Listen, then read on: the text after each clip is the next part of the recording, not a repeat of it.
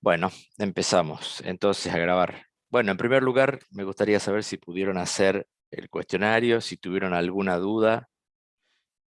Después voy a hacer una especie de resumen de la unidad por si hay alguna cosa que no se entendió, pero me gustaría saber si hay alguna pregunta primero.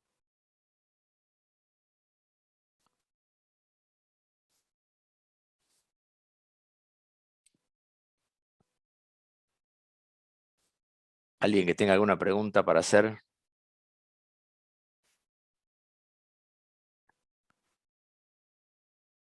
Bueno, ¿pudieron hacer el ejercicio del cuestionario?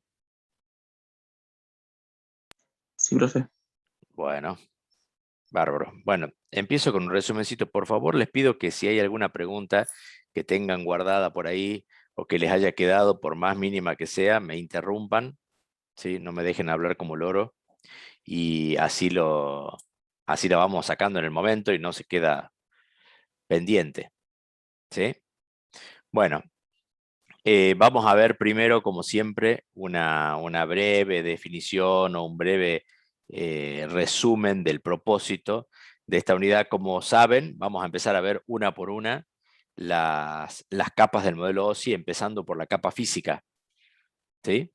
La capa inferior, por las dudas, si no se vio acá, fíjense que en cada una de las unidades vamos a ir remarcando acá la capa que vamos a ver. En este caso es la capa de nivel físico. Entonces veamos primero el propósito, que ya lo vimos en la clase pasada cuando hicimos este resumen, pero básicamente el propósito de la capa física es establecer una forma de transmitir un flujo de bits con el objetivo de que este flujo de bits sea lo más rápido posible y con una tasa de error lo más baja posible a través de un medio de transmisión elegido, ¿sí? Es decir, la idea es que yo pueda poner un 1 de un lado del medio de transmisión que yo haya elegido y con la mayor certeza posible quiero obtener un 1 del otro lado. ¿Sí? Este sería el objetivo. Entonces, bueno, fíjense que hay dos cosas que están resaltadas acá. La primera, que es el motivo, transmitir un flujo de bits, y la segunda es qué medio de transmisión elijo.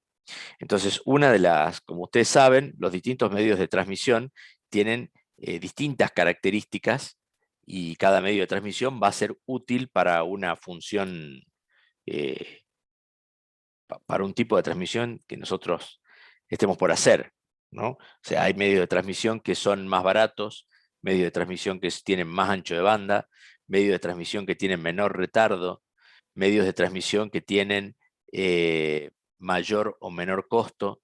Bueno, digamos, una de las elecciones más importantes cuando tenemos que desarrollar cualquier sistema de transmisión es justamente elegir el medio de transmisión.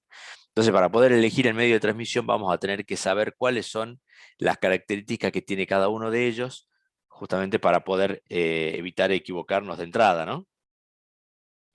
Entonces, bueno, en esa elección del medio de transmisión tenemos que tener en cuenta algunas cosas, no son todas, porque hay un montón de otras, pero diría yo, las más importantes son, en primer lugar, la distancia entre el emisor y el receptor, ¿sí? La geografía del terreno, los costos, por supuesto. Esto no está ordenado, ¿no? O sea, esto depende de cada uno y depende de cada situación. Este orden de los factores que me van a permitir elegir el medio de transmisión van a estar en otro orden, ¿sí? El ancho de banda requerido, el retardo que también lleva el nombre de latencia, ¿sí? Lo van a ver por ahí con el nombre de latencia, ¿sí? Estas son la fiabilidad, ¿sí? Que tiene que ver, la fiabilidad tiene que ver con el hecho de qué posibilidades o qué probabilidades exista de que ese medio, cuando yo quiera transmitir, esté caído, no esté presente para poder transmitir. ¿Está? Entonces, bueno, estas son algunas de las cosas que nos permiten decidir qué medio de transmisión voy a elegir. ¿Por qué las enumero acá? Porque a medida que vayamos viendo los distintos medios de transmisión, que es lo que vamos a hacer ahora inmediatamente, a medida que vayamos viendo los medios de transmisión, vamos a ir hablando de estas cosas, ¿sí? Y cuál medio de transmisión es más apto o es mejor indicado para cada una de estas cosas. Pero volvamos al modelo OSI. ¿De qué? El modelo se ocupaba de definir, acuérdense lo que dijimos en la clase pasada, que en la capa física se ocupaba de establecer los valores eléctricos, mecánicos y físicos que me van a permitir hacer esto que yo puse acá adelante, ¿sí? O sea, transmitir de forma adecuada, con la tasa de error lo más baja posible, a través del medio de transmisión elegido, ¿sí? Entonces, la capa física va a definir los estándares, por ejemplo, si yo quiero transmitir a corta distancia, digamos, menos de 100 metros, por decirlo de alguna manera, probablemente el medio de transmisión elegido sea el cable. ¿Por qué? Porque, bueno, tiene una muy buena relación costo-ancho de banda, ¿sí? O sea, es un medio de comunicación barato para el ancho de banda que posee, ¿sí? Es un medio de transmisión que tiene un muy bajo retardo, también, alta fiabilidad.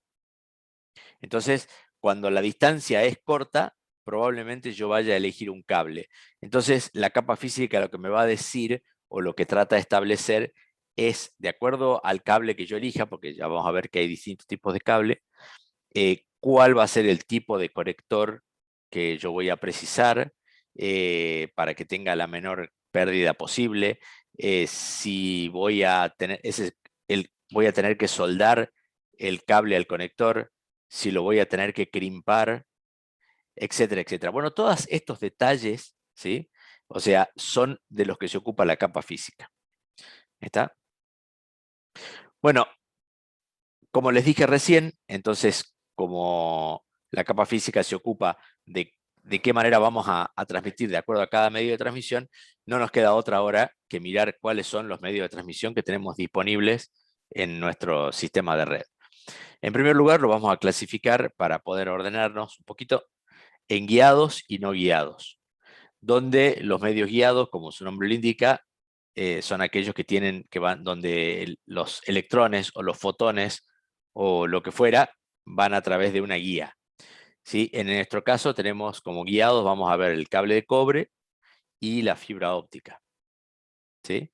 Y por otro lado tenemos los medios de transmisión no guiados, en donde no hay específicamente un medio físico sólido que guíe la señal, ¿sí? Sino que esta señal se va a transmitir por sus propios medios, ¿sí?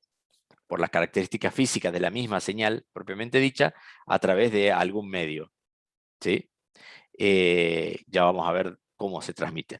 Entre ellos vamos a ver los radioenlaces, las microondas y los satélites, ¿sí? Que básicamente comparten una característica, estas últimas tres, y es que hacen uso de la teoría de transmisión de ondas electromagnéticas, ¿sí?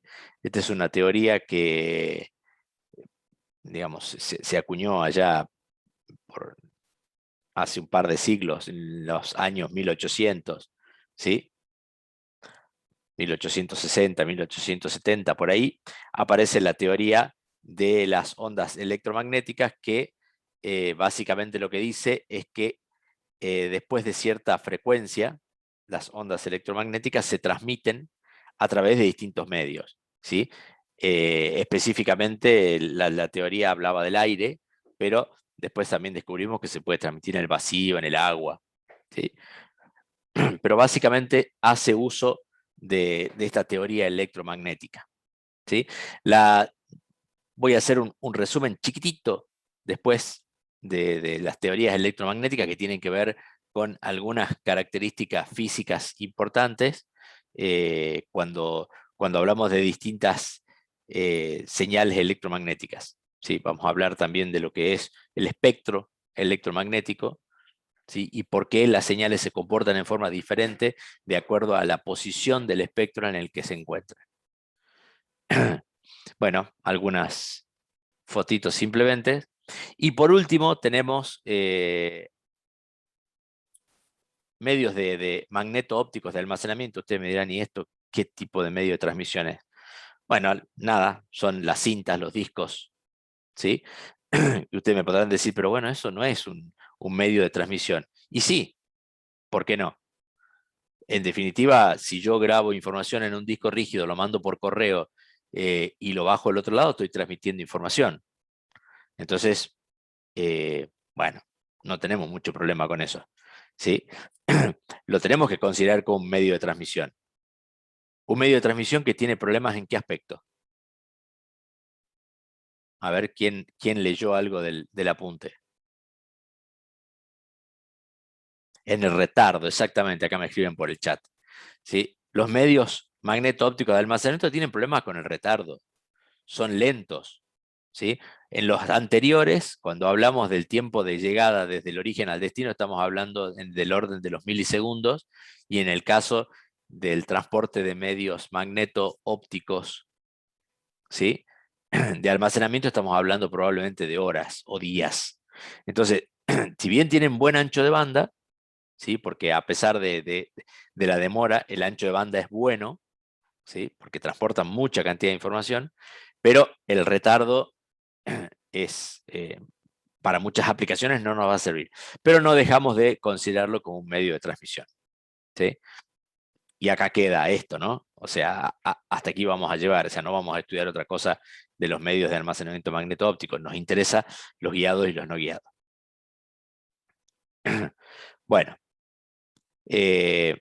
acá tienen un ejemplo que está también en el apunte, una caja con 1000 cintas de backup de 8 milímetros que contienen 7 gigabytes cada una, transportada de un lugar a otro en una hora, tiene un ancho de banda superior a los 15 gigabits por segundo.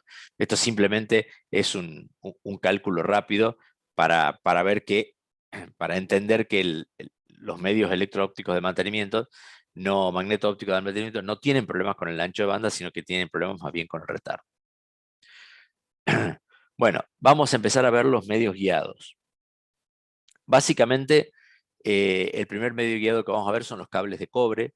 Dentro de los cables de cobre vamos a tener dos tipos, ¿sí? de empaquetado de cables de cobre, llamémosle por llamarla de alguna manera. Tenemos dos tipos de empaquetados que son los típicamente utilizados para redes, ¿sí? Por un lado está el cable de par trenzado, y después por otro lado está el cable coaxil. Hablando del par trenzado, básicamente se trata de un alambre de aproximadamente 1 milímetro de espesor, aislado, ¿sí? Y además trenzado cada par en forma helicoidal. Si leyeron el apunte, sabrán ya que la razón de este trenzado helicoidal es básicamente que estos dos cables no se conviertan en una antena y por lo tanto no acaparen y no emitan radiaciones electromagnéticas. Ustedes saben que por teoría electromagnética, cuando una corriente pasa a través de un cable de cobre, genera un campo electromagnético alrededor del cable. Entonces está demostrado que si yo trenzo los cables en forma helicoidal, los campos generados por la corriente que va y vuelve por esos dos cables se compensan.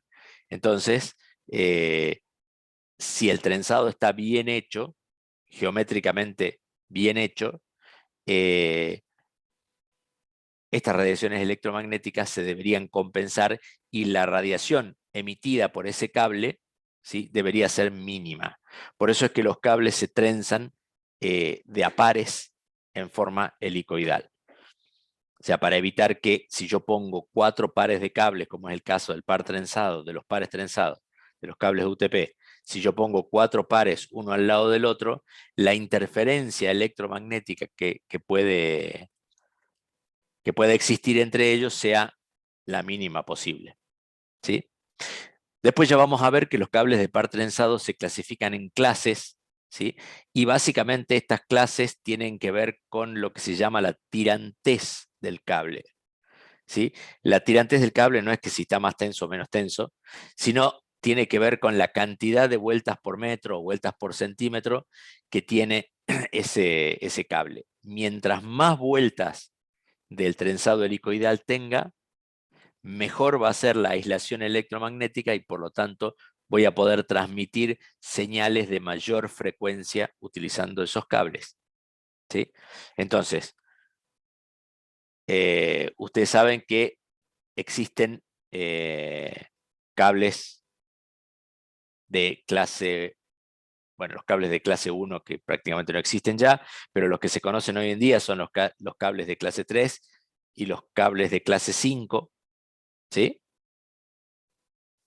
En los cables de tipo par trenzado, y básicamente la principal diferencia que tienen son eso, que tienen mayor cantidad de vueltas por centímetro. Bueno, como les decía, un cable de par trenzado normal tiene 4 pares de cables que van trenzados de a pares y además van trenzados entre sí, con el objetivo de que si yo pongo varios cables par trenzado uno al lado del otro, la radiación electromagnética que pueda producir interferencia entre ellos sea la mínima posible. ¿Sí? Son aptos para transmisión analógica y digital, ¿sí? Y básicamente para darle una resistencia mecánica tienen alrededor de estos 4 pares un aislante de teflón, ¿sí? una vaina plástica, y además en general los cables para evitar el esfuerzo de tracción, ¿sí? Porque es bastante típico cuando se hacen instalaciones de cable UTP que yo inserte en un ducto en la parte, digamos, una cinta pasacable y ato el cable a la punta de la cinta y tiro. Entonces cuando tiro, normalmente estoy sometiendo el cable a un esfuerzo muy grande de tracción. Entonces, para evitar que este esfuerzo de tracción me termine desenredando este trenzado en forma helicoidal que con tanta precisión se tiene que hacer, entonces alrededor se trenza junto con con estos cables una serie de hilos de Kevlar. ¿Sí? Estos hilos de Kevlar, el Kevlar es un material que es altamente resistente a la tracción, ¿sí? No es muy resistente al corte, que eso está bueno, pero sí es muy resistente a la tracción. Si ustedes pelan un cable de par trenzado y le sacan en los hilos de Kevlar, ¿sí? Traten de tirarlo a ver si se corta y no lo van a lograr. ¿Sí? O sea, tienen que hacer a lo mejor 50 o 100 kilos de tracción para que ese cable se pueda llegar siquiera a estirar. Así que, importante, ya van a ver probablemente cuando vean la práctica, van a ver que es necesario cuando yo esté por crimpar una ficha RJ45, que es la ficha típica del par trenzado, ya van a ver que necesito cortar estos cables en la punta, estos hilos de Kevlar para que no molesten y no, como el Kevlar es aislante, si se me mete el hilo de Kevlar en la ficha, probablemente haga un mal contacto y la ficha no funcione, la tenga que tirar. Bueno, como les decía, están organizados en categorías o en clases, ¿sí?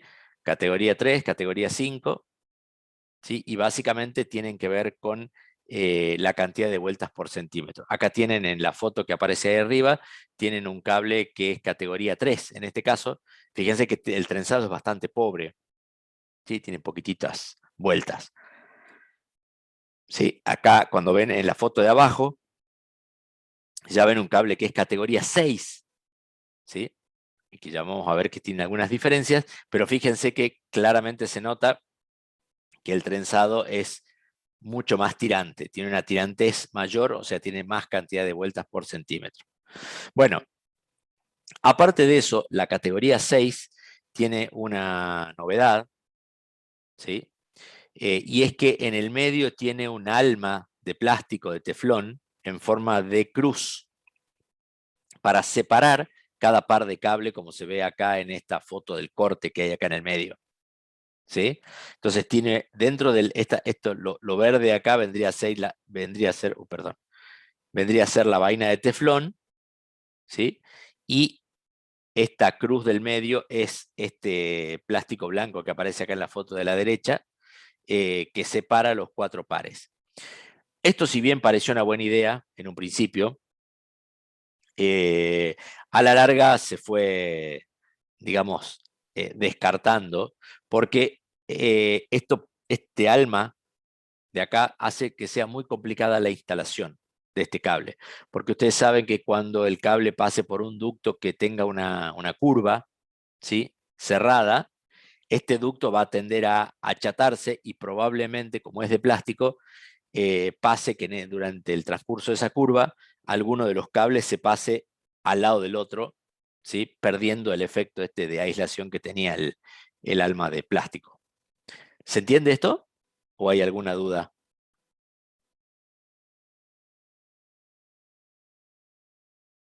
Bien, entonces el cable categoría 6 tenía una muy buena capacidad de velocidad, ¿sí?, gracias a esta alma, pero realmente hacía muy difícil la instalación. Por lo tanto, en algún momento, visto este problema, apareció una categoría que se llama 5E. Esta categoría 5E, que la E viene de extendida, ¿sí?, tiene la característica, tiene una mayor tirantez, o sea, tiene una mayor cantidad de vueltas por centímetro, y como está maquinada, esta es muy precisa, el, el trenzado es muy preciso, entonces logra velocidades similares a la categoría 6, pero sin tener este problema del alma, este teflón que está en el medio, ¿sí? Hoy en día, prácticamente todos los tendidos de redes que se hacen con categoría 5E, ¿sí?, salvo alguna cosa muy sofisticada donde se haya tenido en cuenta las curvaturas de los ductos, que se puede llegar a hacer con categoría 6. A la larga, evidentemente, la categoría 6 va a transmitir a mayor velocidad, porque evidentemente van a sacar una categoría 6 que tenga mayor tirantes y por lo tanto, de nuevo, va a superar a la categoría 5E. Pero por ahora, lo más práctico y lo más natural es la categoría 5E, es lo que se usa, ¿sí? Bueno, acá tienen simplemente un par de fotitos como para tomar de referencia. Esto que figura acá es una ficha RJ45, la ficha macho que se utiliza para el cable UTP, que sin ninguna duda es el cable más utilizado. Y lo que está abajo es lo que vendría a ser la ficha hembra del cable UTP. ¿Está? Entonces, bueno, estas fichitas tienen estos conectores están bañados en oro, ¿sí? Fíjense que acá lo que está en la foto de arriba es una ficha RJ45 virgen que todavía no se crimpó. Una vez que yo inserto el cable por este lado, ¿sí?, voy a acomodar cada uno de los 8 cables en la posición que indica este gráfico que está acá a la izquierda, ¿sí? Acá nos está indicando cuál es la posición en la que tengo que poner cada cable en la ficha. Una vez que los pongo, utilizo una pinza crimpadora para presionar estos contactos, ¿sí?, que tienen la doble función de mantener el cable en su lugar y de hacer contacto con cada una de estos pines. Posteriormente, esta ficha se va a insertar en esta ficha hembra, ¿sí? Entonces, cada uno de la parte superior de estos contactos acá va a hacer contacto con estos pines que están aquí en la parte de abajo, ¿sí? Bueno, esa es la mejor forma que encontraron para tener la menor pérdida posible cuando establezco conexiones para el cable UTP. Bueno, siguiendo con los medios guiados, y voy a pasar medio rápido porque si no, no vamos a llegar. Tenemos el cable coaxil, que es el otro cable. No es un cable que se utilice tanto en redes hoy en día, básicamente porque constructivamente es más caro, ¿sí? Entonces ustedes saben que el costo es una de las características que más influye cuando tengo que elegir un medio de transmisión. Así que, bueno, como tienen características de ancho de banda relativamente similares, si bien no son iguales, o sea, el cable coaxil es un cable que tiene mayor ancho de banda que el UTP, pero está dentro del mismo orden de magnitud, ¿sí? O sea, no hay grande, es mayor, pero no tanto. Entonces, el cable coaxil básicamente se trata de un alambre de cobre que está recubierto de un aislante de teflón. Este es el cable de cobre, Este es el aislante de teflón, y ese aislante de teflón a su vez está recubierto por una malla también de cobre que vendría a ser el otro polo del cable. Y todo esto está de nuevo recubierto por una malla de plástico que le da resistencia mecánica. Básicamente hay dos tipos. Hay uno que se suele denominar banda base o digamos, de banda angosta, que es desde 50 ohmios, y otro que se suele denominar de banda ancha, que es de 75 ohmios. Los de 50 ohmios se suelen utilizar para transmisiones de tipo digital, como las redes de datos, y los de banda ancha son más utilizados, en general, para transmisiones de tipo analógicas. Típicas, por ejemplo, de las transmisiones de videocable que ustedes vieron que a ustedes les llega un cable coaxil a la casa para la transmisión del videocable, los que tengan señal de videocable.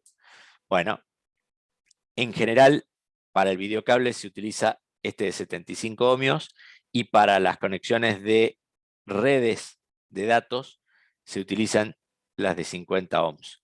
¿Cómo los van a diferenciar cuando yo agarro un cable y veo cuál es de 50 y de 75? Básicamente porque los de 50 tienen esta malla dorada y los de 75 la tienen de color plateada. Eso es la forma más simple de identificarlo. Cuando vean un cable con malla plateada, se trata del de banda ancha, y cuando vean un cable de malla dorada, se trata del de 50 ohmios. ¿Sí? Bueno,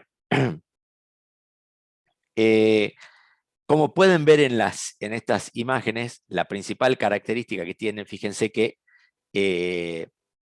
como tiene una construcción geométrica muy precisa, entonces toda la radiación electromagnética que puede emitir cuando la corriente pasa por el alambre interior es absorbida absolutamente o completa, casi completamente, por la malla de cobre que está alrededor. Entonces, por eso es que la inmunidad electromagnética es muy alta. Y de ahí viene que el cable coaxil se utiliza para redes en algunos ambientes industriales donde la radiación electromagnética puede causar problemas cuando utilizamos cable UTP. Esto típicamente, por ejemplo, en fábricas donde hay motores o algún tipo de alta tensión que puede generar una radiación electromagnética importante. ¿Sí?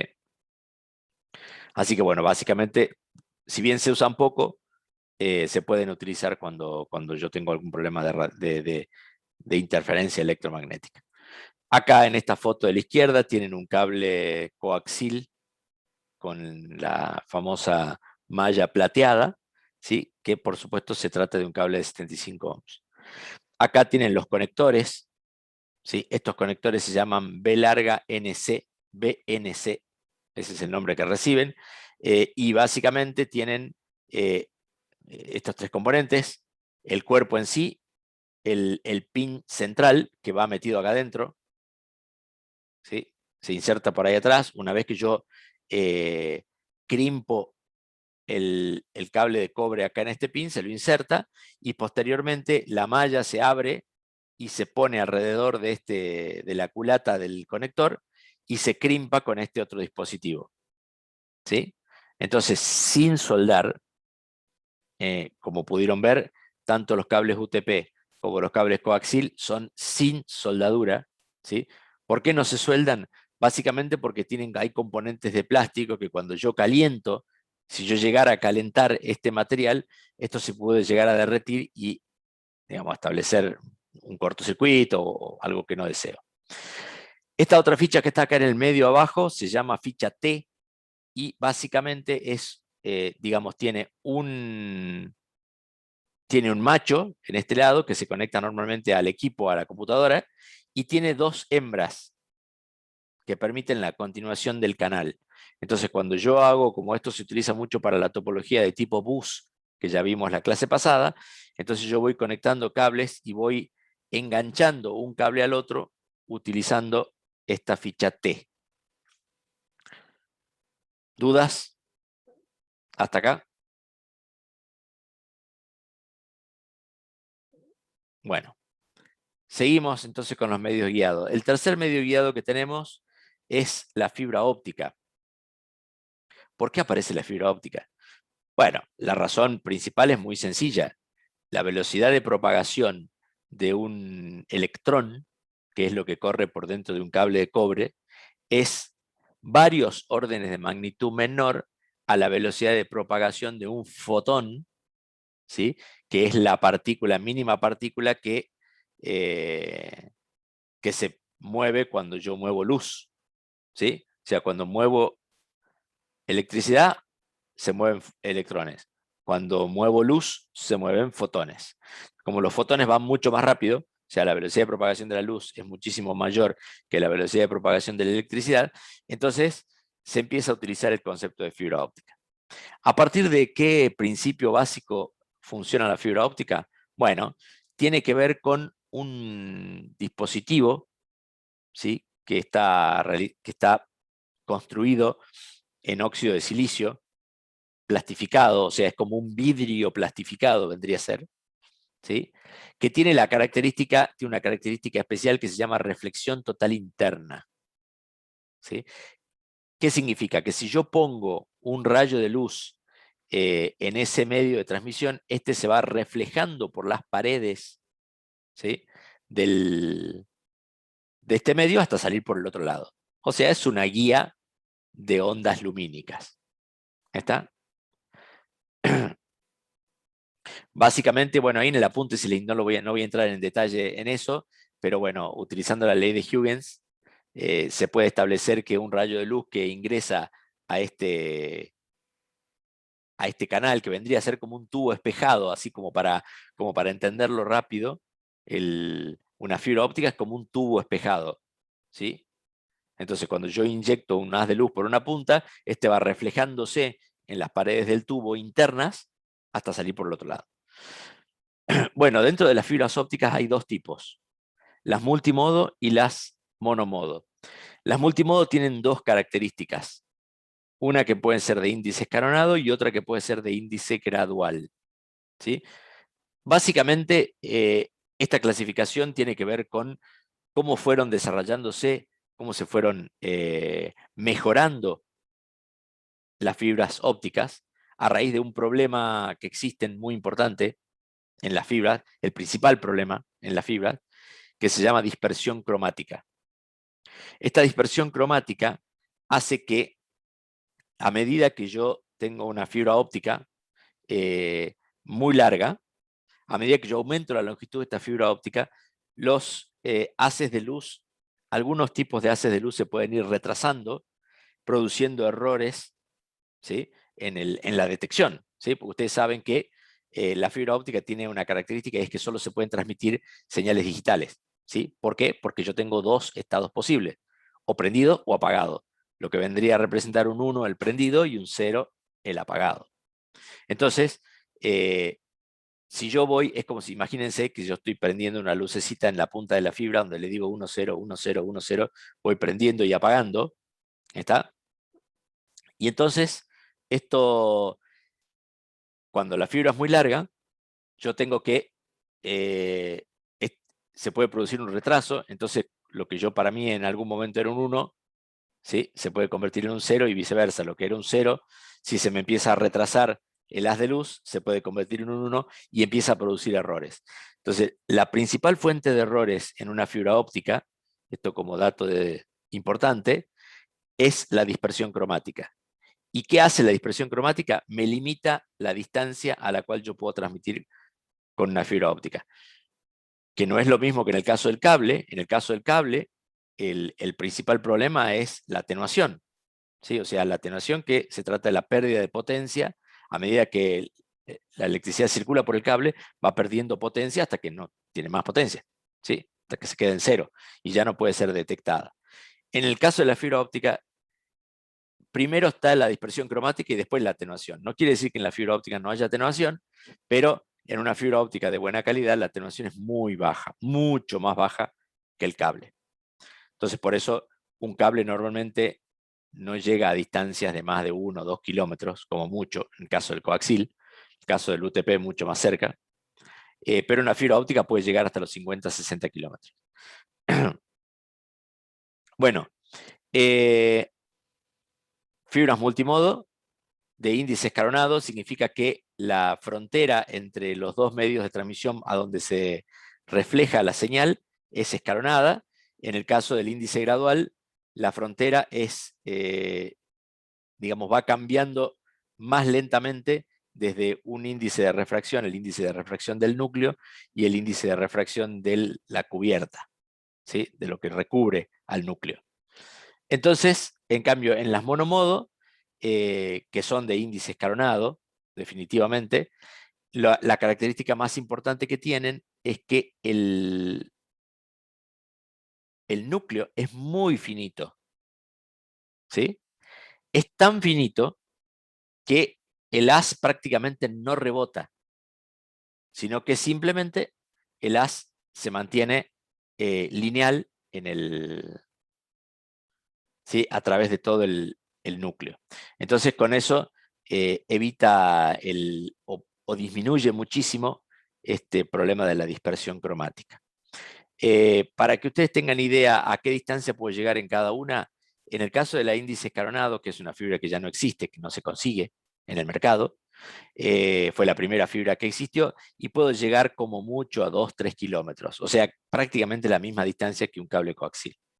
En el caso de las índice gradual, que por ahí se puede llegar a conseguir algo todavía, pero poco a poco, las de índice gradual pueden llegar hasta unos 10 kilómetros, entre 6 y 10 kilómetros, depende de la calidad de la fibra.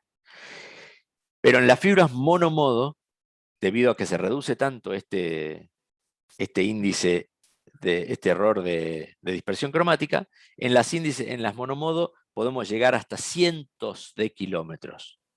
¿Sí? Es decir, 1 o 2 kilómetros la escalonada, 10 kilómetros la gradual, 100 kilómetros la monomodo, como para acordarse rápido. ¿Sí? Así que bueno, el defecto que tienen las monomodo es que como el núcleo es muy chiquitito, todo lo que se trate de conectorizado, eso es mucho más sofisticado, porque imagínense que yo voy a unir dos fibras y tengo que hacer que coincida el núcleo, que es tan finito, ¿sí? Que es imposible de manejar. Bueno, acá tienen un gráfico, ¿sí? Índice escalonado, índice gradual, ¿sí? Vuelvo. Y monomodo, con el núcleo muy finito. ¿Está? Acá está cómo se reflejan los haces de luz en este gráfico. Otras grafiquitos, ¿sí? Acá tenemos una representación virtual de una fibra óptica, el núcleo, el revestimiento y lo que acá en este gráfico le llama forro o la cubierta plástica. Esta cubierta plástica es simplemente igual que en el caso de los cables para darle resistencia mecánica. ¿Sí? Una cosa importante para saber, el núcleo y el revestimiento son de un mismo material. En ambos casos se trata de óxido de silicio. El óxido de silicio tiene las características de ser un semiconductor. Entonces yo puedo, haciéndole a este material, que en un principio, antes de fabricar la fibra, es un solo material, ¿sí? Hacer que tengan distinto índice de refracción usando un proceso electroquímico. ¿Sí? Entonces, formalmente, esto es todo un solo material, la parte del núcleo y el revestimiento. Un proceso electroquímico hace que esos materiales como que se diferencien uno del otro, ¿sí? En su índice de refracción, para que el haz pueda entrar por acá y mantenerse dentro de este núcleo, ¿sí? O sea, cuando llegue a la frontera del revestimiento, se refleje completamente, produciendo este proceso de reflexión total interna. ¿Se va entendiendo hasta acá o la compliqué mucho?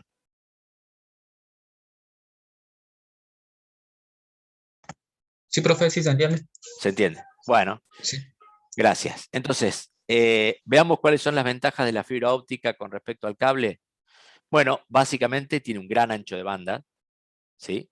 Esto del gran ancho de banda tiene que ver con que la luz, ustedes saben que la luz es una señal electromagnética, igual que las que mandamos por el cable. Nada más que tiene una altísima frecuencia, ¿sí?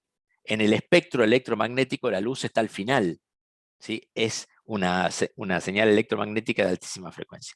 Entonces, eso me da la ventaja de tener un gran ancho de banda. Y el gran ancho de banda, ya vamos a ver que me permite transmitir a mucha velocidad. Bueno, otra gran ventaja que tiene es que tiene baja atenuación.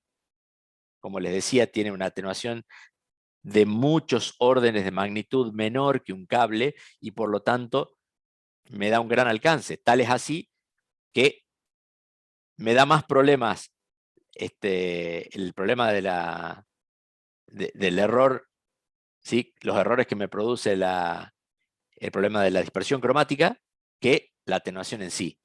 Entonces la atenuación deja de ser un problema en el caso de la fibra óptica. Bueno, otra cosa que me permite hacer es poner varios haces de luz en distinta frecuencia, que en el caso de la luz vendría a ser en distintos colores, y por eso se llama multiplexión cromática. Entonces yo usando la misma fibra, puedo meter varias señales dentro de un mismo canal, lo que se llama multiplexión cromática. Otra ventaja que tiene es que es un aislante dieléctrico, porque es de óxido de silicio, de vidrio, y por lo tanto no tiene problemas de que, digamos, de que una señal eléctrica se pueda mezclar, ¿sí? O que, o sea, a lo mejor caiga un rayo, ¿sí? Y se me meta dentro de la fibra. Lo que sí pasa en el caso del cable, ¿sí? Muchas veces pasan que, no sé, un rayo me quemó el televisor, me quemó... ¿Por qué? Porque, bueno, se filtró un rayo por la red de coaxil de la compañía de cable, llegó hasta el televisor y lo quemó. Eso no puede pasar con la fibra porque es aislante de por sí, ¿sí? Es de plástico. Al ser de plástico tampoco le afecta el agua, entonces es un medio apto para, por ejemplo, hacer cables de fibra óptica submarinas, ¿sí? Porque al ser una cosa de plástico vidrio no lo afecta para nada el agua. Otra ventaja que tiene es que a diferencia de la circulación de electrones, la circulación de fotones no produce ninguna clase de radiación al exterior, así que me olvido del problema del trenzado de los cables y todo eso. La fibra óptica puede ir derecho porque la circulación de electrones no produce ninguna radiación al exterior, ¿sí? Y por lo tanto, tampoco capta radiaciones del exterior. Así que las interferencias que yo pueda tener en una fibra óptica tampoco me molestan. Es por eso que, como les decía hace un rato, el cable coaxil prácticamente se dejó de usar, porque si no puedo usar cable UTP, por cuestiones de distancia o por cuestiones de interferencia electromagnética, me paso directamente a la fibra, ¿sí? Hoy en día, para que ustedes tengan idea, 1 metro de fibra óptica sale prácticamente lo mismo que 1 metro de cable UTP. O sea, el costo es similar. Ya vamos a ver que en definitiva el costo no es el mismo y por qué el cable sigue siendo más barato. Ahora lo van a ver en las desventajas. Bueno, todo esto que mencionamos produce una menor tasa de error, ¿sí? Pero también tiene desventajas. La primera de ellas es que tiene un costo elevado con respecto al cable. Y si les acabo de decir que no, tiene el mismo costo. Bueno, pero no perdamos de vista que hay una segunda o tercera desventaja, las voy a poner todas acá, y es que todas las cosas prácticamente que nosotros manejamos hoy en día tienen señales de tipo eléctricas, ¿sí? Entonces, para poder transmitirlas a través de una fibra óptica, yo necesito establecer conversores optoeléctricos y viceversa en el extremo de la fibra. Entonces, este costo de los conversores no lo tiene el cable. Entonces, si bien el medio propiamente dicho tiene un costo similar, todavía sale más caro tirar fibra óptica, básicamente por la necesidad de poner conversores y además porque la fibra óptica en sí misma, solita la fibra óptica es mucho más frágil que un cable. O sea, yo puedo instalar, por ejemplo, en un poste aéreo, puedo instalar un cable que tenga 2 pares, ¿sí? Porque es lo que necesito y ya está. Sin embargo, la fibra óptica, al ser frágil, yo necesito para que no sea una cosa que se esté rompiendo todo el día, necesito poner muchas fibras todas juntas. Entonces, lo menos que puedo conseguir en un cable de fibra óptica, por ejemplo, son 8 pares, 16, 64 pares, ¿sí? Entonces, eso hace que yo muchas veces cuando tiro un cable de fibra óptica, tengo que tirar más pares de lo que realmente necesito. ¿Sí? Entonces esto también de alguna manera establece una diferencia en el costo. ¿Quedaron claras las ventajas o desventajas o hay alguna que les gustaría discutir? Sí, profe. Entonces eso que vemos en la imagen sería una de las pequeñas tiritas que vimos en la imagen anterior con muchas luces en las puntas. Exactamente, eso es una fibra óptica. Una fibra óptica tiene el grueso de un cabello, más o menos, ¿sí? Cada una. Ahora, primera cosa, por eso no se ponen solas, porque imagínense una cosa finita como un cabello que encima sea de vidrio, súper frágil, ¿sí? Entonces, para evitar esta fragilidad, lo que se hace es poner muchas fibras todas juntas, ¿sí? No sé si vieron alguna vez los tendidos de fibra óptica, esos rollos grandotes que hay a los costados de las rutas, ¿sí? A lo mejor si fueron alguna vez al norte, hace un tiempo hicieron un tendido grande de fibra óptica hacia el norte, entonces se veían los rollos, son unos rollos que tienen, el cable tiene más o menos 5 centímetros, 7 centímetros de grosor, ¿sí? Eso tiene cerca de 300 pelos de fibra adentro, ¿sí?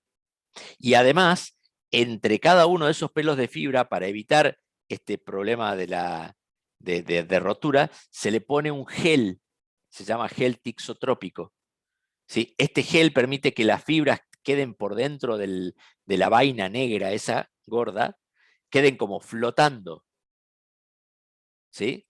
Entonces esto evita las tensiones de corte que puede haber cuando yo doblo ese cable. Aparte que para doblarlo al cable se necesita una máquina, ¿no? Porque realmente son muchas fibras. ¿Está?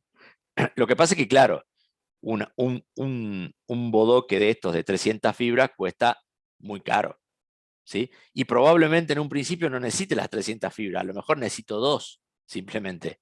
Entonces las demás, está bien, son una inversión para el futuro. Cuando necesite más fibra, lo voy a tener, pero por ahora me sale caro instalarlo, ¿no?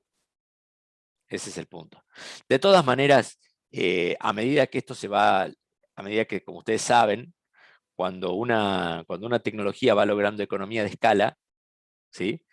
Se va abaratando cada vez más y yo creo que en algún momento la fibra va a reemplazar completamente al cable, ¿sí? Es más, nosotros estoy absolutamente seguro que en algún momento vamos a tener redes cableadas de fibra, ¿sí? O sea, las notebook van a venir con un puerto de fibra, va a haber hubs de fibra y todo lo demás, con lo cual ya los conversores, estos electroópticos, van a estar incluidos dentro del dispositivo, ¿sí? Si es la notebook, será dentro del notebook habrá un conversor electroóptico o dentro del switch de fibra habrá un conversor electroóptico. ¿Está?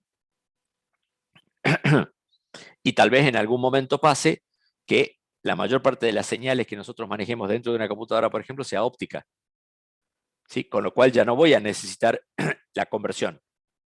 Viene óptico, probablemente va a haber microprocesadores ópticos, ¿sí? Entonces ya no voy a necesitar hacer ninguna conversión. Pero por el momento, y esto supongo que va a ser por un rato largo, voy a necesitar conversores electro-ópticos para hacer transmisiones de larga distancia con fibra. Bueno, otra desventaja que me olvidaba. Como yo solamente puedo transmitir unos y ceros, no se puede usar para transmisiones analógicas. Solo se puede usar para transmisiones de tipo digitales. ¿Está? Me estaba olvidando. Bueno, acá tienen algunas fotos simplemente. Estos son conectores de fibra, ¿sí? Son dos tipos. Este redondito se llama ST, ¿sí? Estos cuadraditos se llaman SC. Y acá tienen una foto de dos conversores de medio, ¿sí? El de la izquierda es un conversor de medio SC. Fíjense que tiene los dos conectores de fibra. Y acá tiene un RJ45 estándar, ¿sí?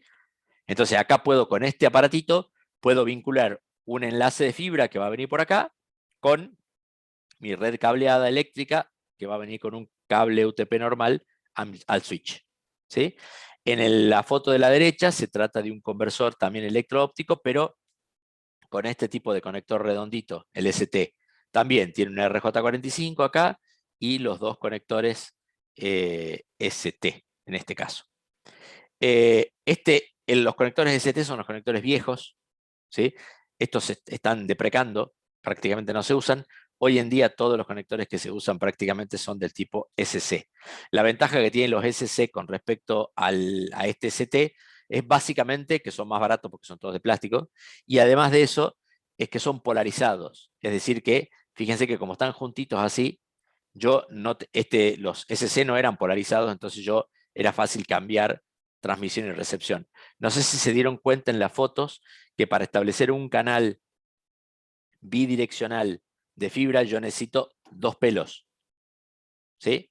Fíjense acá, se ve algo, este dice TX y este dice RX. Uno para transmisión, otro para recepción. ¿Está? Siempre se necesitan, en el cable no me doy cuenta, también tengo transmisión y recepción. Nada más que en el cable UTP viene en estos 8 cables que yo pongo en la misma ficha. ¿Sí? Pero también hay más de un canal ahí. Bueno, y ahora pasamos rápidamente, nos quedan 5 minutos, a los medios no guiados. ¿Sí? Los medios no guiados tenemos comunicaciones terrestres a través del aire, ¿sí? Que tenemos básicamente de 2 tipos. La primera que se llaman por ondas de radio, o le damos el nombre de ondas de radio, ¿sí? Cuya frecuencia de transmisión está entre los 30 MHz y 1 GHz. ¿Sí? En esa frecuencia, sobre todo las que están más cerca a los 30, las señales de radio se transmiten o se transportan como una gota de agua cuando cae en un estanque quieto. ¿Sí? Se transmite en forma anular. ¿Sí? Por eso las antenas que se suelen usar para este tipo de ondas de radio son este tipo de antenas. Son un palito en donde la señal se va abriendo en forma de anillo, ¿sí? Transmitiendo 360 grados alrededor de la antena. Típico ejemplo de este tipo de ondas de radio son las VHF, ¿sí? Los radiotaxis, la señal que utiliza la policía. ¿Sí? Por eso ustedes ven que las antenas que usan los radiotaxis son un palito, un alambre. ¿Sí? Porque irradia en forma circular. A medida que yo aumento la frecuencia, bueno, esto quiere decir, son omnidireccionales por naturaleza. Son poco afectadas por los obstáculos. Cuando yo aumento la frecuencia por arriba del gigahertz, ¿sí? 2, 3 gigahertz, paso a hablar de una señal que se llama, o que recibe el nombre de microondas. ¿Por qué se llama micro? ¿Sí? Porque la longitud de onda, que es la inversa de la frecuencia, es muy chiquitita, por eso se llama micro. Entonces, las microondas, al aumentar la frecuencia, todo esto que pasaba acá con las ondas de radio cambia. ¿Sí? Las frecuencias van de los 2 GHz a los 40 GHz, ¿sí? Y tienen las características de que la señal se propaga en forma muy direccional. O sea, yo emito una señal de entre 2 y 40 GHz y esta se propaga en forma rectilínea, automáticamente. ¿Sí? Por eso es que las antenas de las microondas son como esta. ¿Sí? Esto se llama una semiparábola. ¿Sí? Esto es el iluminador. Entonces, básicamente, la señal que se propaga rectilínea pega en este plato de acá atrás y se concentra en este punto, ¿sí? Acá en el medio. Entonces, básicamente se propagan en línea recta, a diferencia de las ondas de radio de baja frecuencia. Estas sí son muy atenuadas por los obstáculos. Por eso se dice que para poner una microonda yo necesito tener línea de vista. O sea, las dos antenas tienen que verse físicamente. No puede haber obstáculos en el medio. No pasa así con las ondas de radio de baja frecuencia, en donde los obstáculos no las afectan mucho, o sea, las ondas atraviesan los obstáculos. ¿Sí? Son características físicas de cada frecuencia. ¿Sí? Y una cosa importante es que en el caso de las microondas existen rangos de frecuencias para los cuales no es necesario tramitar una licencia. ¿Sí? Básicamente estos rangos de frecuencia son los que nosotros usamos en el Wi-Fi de la casa, ¿sí? Que pueden ser los 2,4 GHz o los 5,8 GHz. Estas son los dos principales rangos de frecuencia en los que no hace falta tramitar una licencia. ¿Está? Bueno, y por último, tenemos las comunicaciones satelitales, ¿sí? ¿En qué se basan las comunicaciones satelitales? Se basan en la aplicación de la ley de Kepler. El señor Kepler estableció que si yo pongo un objeto de cierta masa a cierta distancia de la Tierra, ¿sí? Por fuera de la atmósfera, esta distancia es aproximadamente 36.000 kilómetros, ese objeto va a girar con la misma velocidad de rotación que la Tierra, ¿sí? A nivel del ecuador. ¿Sí? Imagínense como si ustedes cortaran la Tierra a nivel ecuatorial, ¿sí?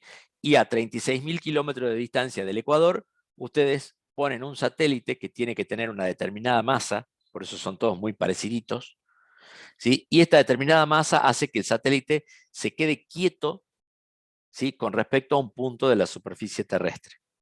Y como está tan alto, puede, si ustedes se pudieran parar en el satélite y mirar hacia la Tierra, ustedes ven que casi van a cubrir un 60% de la superficie terrestre con esa mirada. ¿Está? Entonces, eso me da una ventaja, porque cuando yo utilizo microondas para establecer un enlace muy direccional entre una estación terrestre, como son este tipo de antenas, y un satélite, ¿sí? Entonces yo le apunto al satélite con la antena y establezco un canal de transmisión de subida al satélite. ¿El satélite qué hace? Le cambia la frecuencia, ¿sí? Le corre un poquito la frecuencia, esto lo hace a propósito para no confundir lo que es subida de bajada, y lo vuelve a transmitir a la Tierra, con la diferencia que cuando lo transmite hacia la Tierra, lo puede transmitir a cualquier punto que esté en ese 60% de cobertura del globo terráqueo, ¿sí? Con lo cual es algo muy interesante, ¿sí? Porque imagínense, yo mando una señal al satélite y después lo puedo bajar en cualquier lado del 60% del globo terráqueo, ¿sí?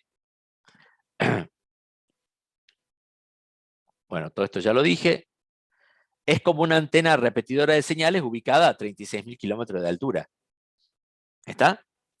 Entonces, bueno, tiene un gran problema. El gran problema de los satélites, ¿sí? En realidad no es el único, pero bueno, pongamos que es el más importante. El primero de todos es el costo, ¿sí? O sea, poner un satélite en órbita, mantenerlo ahí y todo lo demás tiene un costo muy alto, ¿sí? Por lo tanto, el que me dé el servicio, el que sea el dueño del satélite, me va a cobrar unos buenos pesos por esa transmisión. Entonces, los satélites son caros y además tienen un problema, que la señal electromagnética, por más rápido que vaya, ¿sí? Va a tardar un tiempo en llegar desde la estación terrestre hasta el satélite y viceversa, ¿sí? Entonces, esa demora es aproximadamente de un segundo, de medio segundo, digamos, cada una, o sea, medio segundo para subir y medio segundo para bajar. Entonces, de movida, cuando yo quiero hacer una transmisión satelital que sale de un punto de la Tierra y vuelve a otro punto de la Tierra, ¿sí? Tengo un retraso de aproximadamente un segundo, ¿sí? Por lo tanto, el retardo, ¿sí? Del satélite es aproximadamente un segundo, lo cual para los tipos de transmisiones que hacemos hoy es alto. Si piensen que el retardo que hay en una fibra óptica que cruza todo el Atlántico, por decirlo, de alguna manera, o el Pacífico, está en el orden de los milisegundos, ¿sí? Entonces, un satélite tarda 1000 veces más, ¿sí? Que una transmisión de fibra óptica. Por eso es que las transmisiones satelitales todavía existen, pero digamos, cada vez están siendo reemplazadas por conexiones de fibra óptica que van por los mares, ¿sí? Bueno, una cosa interesante, otra de los satélites, es que tiene una vida útil de 10 años. ¿Sí? Es decir, usted me dirá, ¿por qué tiene una vida útil de 10 años?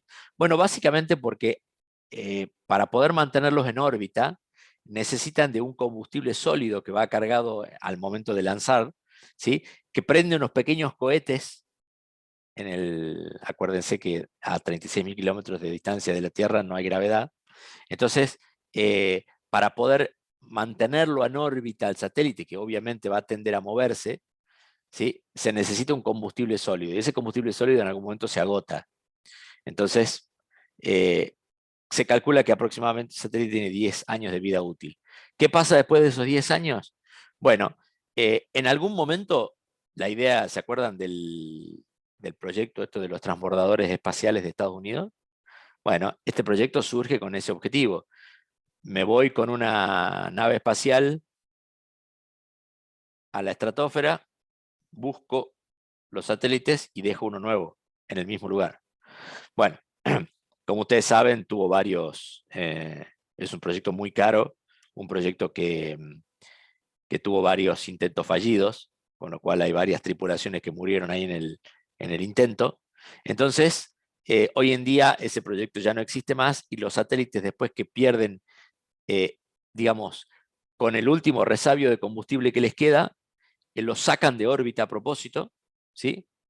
Y después hacen explotar mini cargas que lo destruyen completamente, o sea, lo dejan convertido en porciones tan pequeñas que no molesta. Bueno, todavía no se sabe si alguna vez vamos a tener algún problema con esa basura que quede dando vuelta en el espacio. Pero bueno, por ahora es lo que se hace, ¿sí? Los destruyen de esa manera y sí mandan con un cohete uno nuevo. Bueno, uno de los grandes problemas que tienen los satélites es que la cantidad de satélites que yo puedo poner en ese cinturón geociclónico es limitada, ¿sí? En la actualidad se pueden poner 180 satélites, ¿sí?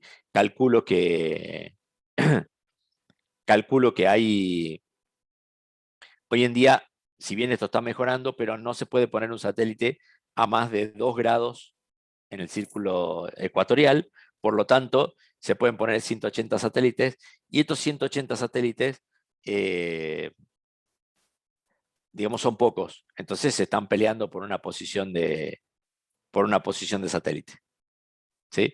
Así que por eso es que han aparecido lo que conocemos con los satélites de baja altura, ¿sí? Son satélites que ya no giran a la misma distancia, a la misma velocidad que la Tierra, sino que giran a más velocidad porque están más abajo del cinturón geosincrónico y por lo tanto giran a más velocidad. Entonces a alguien se le ocurrió decir, bueno, está bien, si bien los satélites giran a más velocidad que la superficie de la Tierra, podemos ir pasando entre ellos, ¿sí? La señal. Entonces, mantienen la señal en un punto de la Tierra, pasándosela de uno al otro a medida que van girando, ¿sí?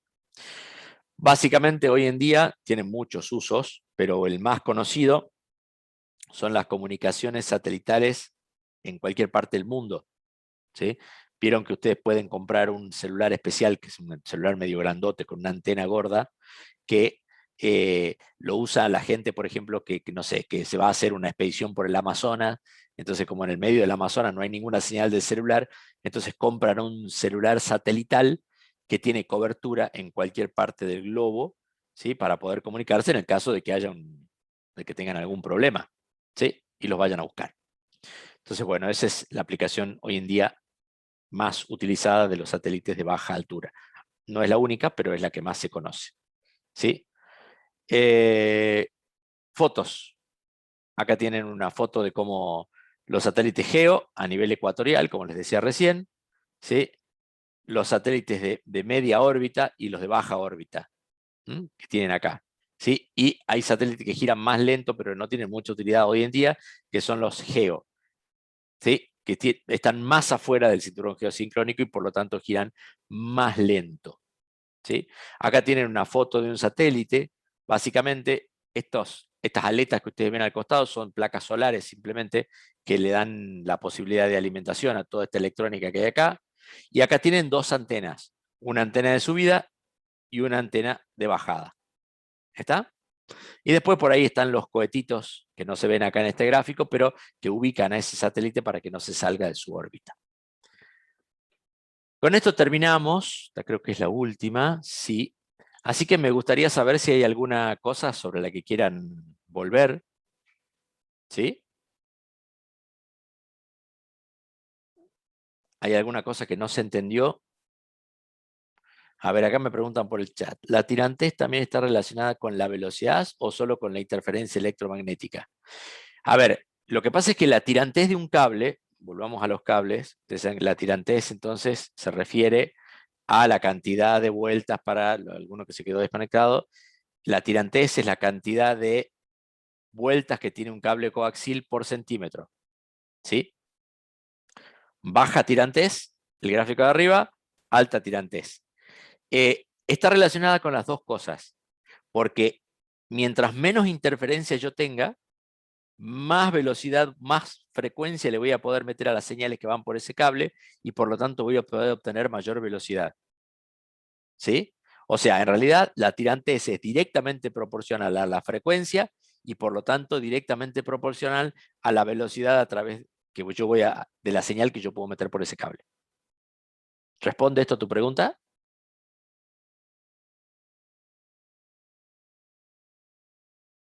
Bien. O sea, es a las dos cosas. O sea, es inversamente proporcional a la interferencia. Sí, perdón, error. Es inversamente proporcional a la interferencia. Mientras más tirante es, menor interferencia. Mientras menor interferencia, mayor frecuencia y mayor velocidad. Para dejarlo bien clarito. A ver, ¿alguna otra pregunta que haya por ahí? Profe, Sí, ¿cuál vendría siendo la diferencia entre el índice escalonado e índice gradual? en la fibra óptica. Básicamente, la diferencia del índice escalonado, voy a la fibra, acá está en este gráfico, se los voy a mostrar. Es que el borde, ¿sí?, entre el núcleo y el revestimiento, ¿sí?, en vez de ser abrupto como acá, ¿se fijan cómo cambia el índice de refracción acá? Acá tenemos N1, que es el índice de refracción del núcleo, y acá N2, que es el índice de refracción del el recubrimiento, ¿sí?, de la cubierta. Entonces, el cambio entre el índice N1 y N2 es abrupto. Por eso se llama índice escalonado, es un escalón. ¿Sí? En cambio, bueno, alguien descubrió que si yo hago que este cambio entre N1 y N2 sea gradual, el efecto de la dispersión cromática se disminuye. ¿Sí? O sea, el índice gradual compensa este retraso que puede llegar a sufrir la luz al ir pasando por la fibra óptica. ¿Sí? Entonces, por eso es como fue como un segundo paso. ¿Sí? Las fibras se fueron desarrollando en este sentido. O sea, primero se desarrolló la de índice escalonado, que fue la primera de todas. Después, la primera mejora fue el índice gradual, en donde a través del proceso electroquímico, este que yo les digo que establece la diferencia entre núcleo y revestimiento, se lo hace en forma gradual y eso disminuye un poquito la dispersión cromática. Entonces, hace que yo pueda poner una fibra más larga. ¿Sí? Por eso yo les decía que las índices escalonados apenas llegan a los 2 kilómetros, 3 kilómetros de distancia. Las de índice gradual llegan a los 10 o 20 kilómetros. ¿Sí? Pero una monomodo que prácticamente destruye el efecto de dispersión cromática, ¿sí? Entonces, ¿por qué lo destruye? Porque fíjense que el efecto de dispersión cromática se da porque los rayos de luz van rebotando y cuando rebotan, como la luz no es perfecta, fíjense en este gráfico que está acá en el medio. Esto es el gráfico que me dice la amplitud de la luz de acuerdo a la frecuencia. ¿Sí? Entonces, fíjense que no es perfecto, no es un palito, no tengo una sola frecuencia, sino que tengo varias frecuencias. ¿Sí? Entonces, las frecuencias se van transmitiendo a distintas velocidades y por lo tanto en algún momento se desfasan. Este efecto, la de índice gradual, compensa el efecto este de la dispersión cromática en parte, ¿sí? Entonces me disminuye, fíjense cómo es el resultado, ¿sí? Acá se abre el pulso de salida, acá el pulso de salida es más parecido a este, y en la monomodo, fíjense que el pulso de salida apenas se ensancha, ¿sí? Por eso el efecto de dispersión cromática casi desaparece, ¿sí? Porque el rayo de luz va Fíjense, prácticamente en forma rectilínea. En realidad rebota, pero es casi imperceptible. ¿Y cómo hago para que sea imperceptible? El ancho este del núcleo tiene que ser del mismo orden de magnitud que la longitud de onda de la señal que yo le estoy transmitiendo por acá. Entonces el rebote se hace imperceptible. ¿Sí? ¿Se entendió? Sí, profe, sí se entendió. Buenísimo. ¿Más preguntas?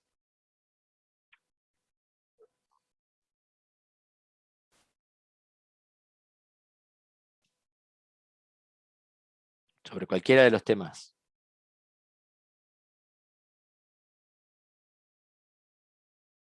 ¿Esto de las ventajas les quedó claro?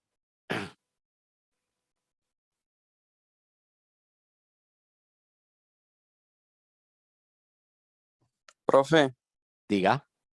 usted habló de las ondas, de las microondas, Ujú. que son las que hay en nuestras redes Wi-Fi, es así. Sí, Y habló de que esas microondas no tienen que tener interferencia o no tiene que haber obstáculos para exacto. comunicarse. En realidad no es que no tiene que haber, sino que la realidad es que son altamente atenuadas por los obstáculos. ¿Sí? Ah, ahora sí, ahora ya entiendo. Digamos, no es que no pasen los obstáculos, ¿sí? Pero atenúan mucho la señal, ¿sí? Por eso cuando vos vas a instalar un Wi-Fi en una casa, ¿sí? Vos tratás de ponerlo en el lugar más abierto, en el lugar donde haya menos paredes, no se te va a ocurrir ponerlo, no sé, dentro de un placar al Wi-Fi, ¿sí? ¿Por qué? Porque ya de entrada estás atenuando mucho la señal y le estás perdiendo distancia, ¿sí? ¿Y es omnidireccional el Wi-Fi o cómo es? ¿O también No, trabaja así no son, direccional? acá dice muy clarito, son direccionales, pero si ustedes pudieran desarmar, ¿vieron las antenas que tienen, que tienen los Wi-Fi, que son unas antenitas paraditas? A veces no se ven, a veces no tienen antena, ¿sí? ¿Por qué? Porque ponen pequeñas antenitas distribuidas en el mismo router, ¿sí? Pero si ustedes pudieran desarmar una antena de este tipo, esta es una antena omnidireccional la que figura acá, ¿sí? Hay antenas omnidireccionales para ondas de radio comunes que son un palito, simplemente es un cable adentro, no tiene otra cosa. En cambio, las antenas omnidireccionales para microondas, si ustedes las desarman, adentro tienen pequeñas antenitas, ¿sí? Giradas 5 grados una de la otra, ¿sí? Entonces es como si fuera una espiral de antenitas hacia arriba, donde son antenitas cortitas y cada una va transmitiendo hacia un lugar, ¿se entiende? Cuando Sí. yo tengo, por ejemplo, un Wi-Fi que tiene una antenita de esas chiquititas, típico de vieron los routers Wi-Fi que tienen antenas en la parte de atrás, si ustedes la desarman a esa antena, adentro tiene un montón de pedacitos de antena apuntando uno para cada lugar.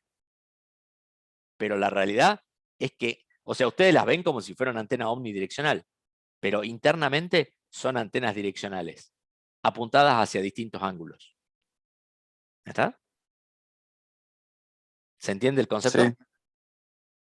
O sea, no es un solo palito en donde la señal sale para todos lados, ¿sí? Sino son muchos pedacitos de antena adentro, ¿sí? Que van apuntando uno para cada lado. O sea, hay uno para adelante, uno para el costado, uno más para el costado, uno para atrás. ¿Está? De tal manera que, en realidad, la fuerzo a que sea omnidireccional, a pesar de que naturalmente son direccional. claro. Y entonces podría utilizar un Wi-Fi así direccional con Claro. bastante alcance, Sí, por o se supuesto. Cuando utiliza vos querés más. lograr mucho, cuando vos querés lograr más alcance con un Wi-Fi, ¿qué es lo que haces?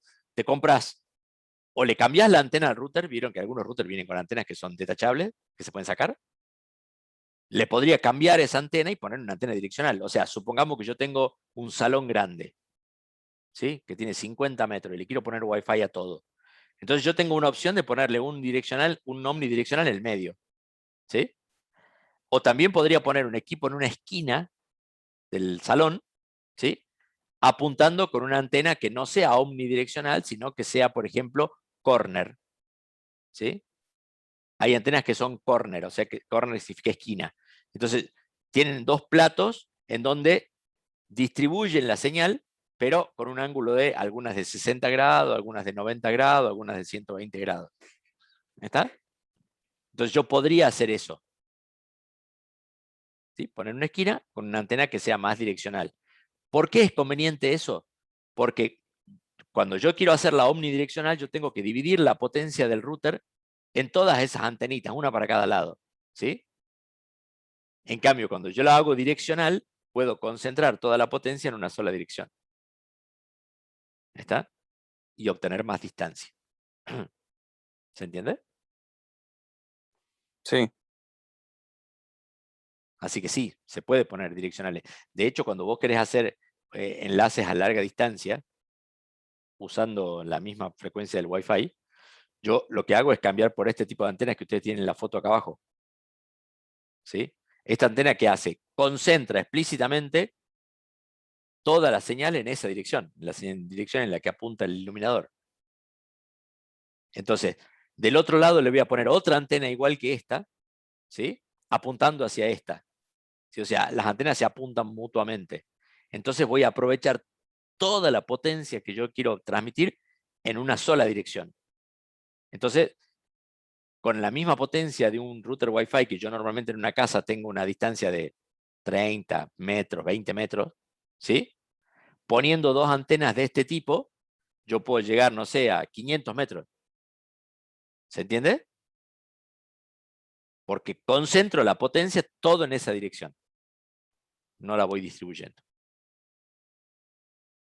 Esa es la forma.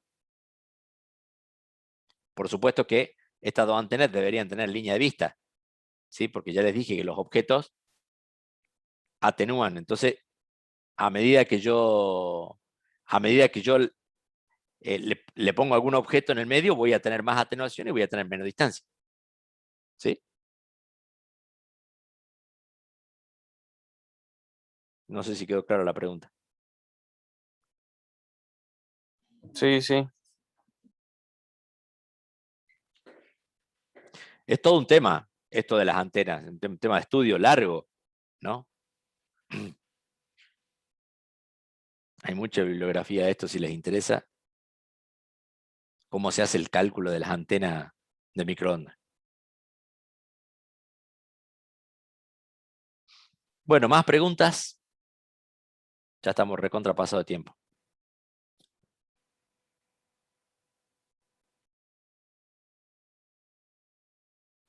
Bueno, chicos, si no hay más preguntas, termino con la grabación. ¿Sí? Falta pausar, detener grabación. Bueno, termino de la grabación y así me despido.